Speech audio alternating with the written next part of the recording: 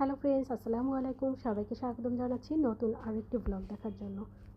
শুক্রবারের ব্লগ নিয়ে হাজির হয়ে গিয়েছি, আপনাদেরকে অভিনন্দন জানাচ্ছি। সকাল সকাল ঘুম থেকে উঠে ফ্রেশ হয়ে আমরা সবাই মিলে ছাদে চলে গেলাম। মাশাআল্লাহ, ছাদের গাছগুলো একটু একটু করে বড় হচ্ছে, নতুন করে গাছ লাগানো হয়েছে।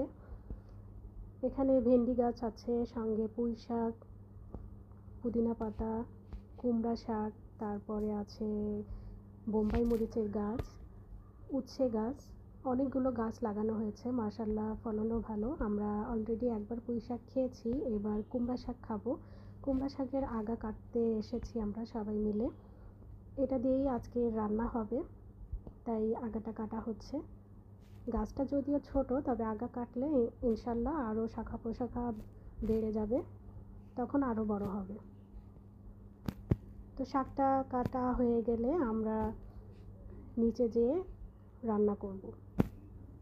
এগুলো কাটতে কাটতেই আমি আমার সব গাছগুলো দেখিয়ে দিচ্ছি। এখানে বোম্বাই মরিচের গাছ আছে, এইটার আচারও আমি অলরেডি আপনাদের সবার সঙ্গে শেয়ার করেছি। এখানে পুঁই শাক, উচ্ছে গাছ।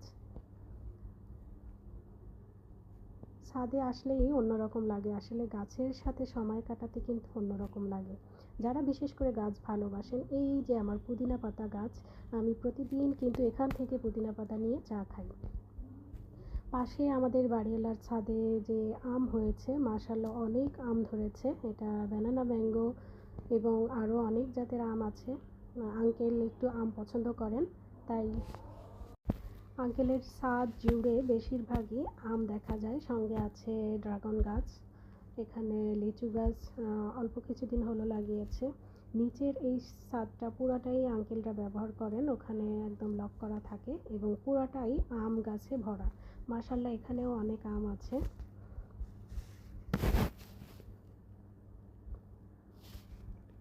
আমার গাছের পাশাপাশি এখানে যেহেতু আমের সিজন, তাই একটু আমের বাগান দেখিয়ে দিলাম সবাইকে। আলহামদুলিল্লাহ, সব গাছেই খুব ভালো ফলন এসেছে। এবার আমার কুমড়া শাক কাটা হয়ে গিয়েছে, এই তো কাটা হয়ে গিয়েছে। এবার আমরা চলে যাচ্ছি বাসায়। নিচে যেয়ে এটাকে কেটে রেখে ধুয়ে এবার আমি শোল মাছ দিয়ে রান্না করব। শোল মাছ অলরেডি আমি কেটে ধুয়ে পরিষ্কার করে লবণ হলুদ মেখে এটা কষাই করে নিচ্ছি, তারপরেই শাক দিয়ে রান্না করব। পাশে আমার বেলকনিতে এই যে সুন্দর গাছ দেখা যাচ্ছে, গাছগুলো অনেক সুন্দর হয়েছে। আলহামদুলিল্লাহ, আশা করছি আমার ভিডিওটি আপনাদের সকলের ভালো লেগেছে। ভালো লাগলে ফেসবুকে যারা আছেন ফলো বাটনে ক্লিক করবেন, আর ইউটিউবে যারা আছেন তারা শাইলাস কিচেন বিউটি নামে এই চ্যানেলটি সাবস্ক্রাইব এবং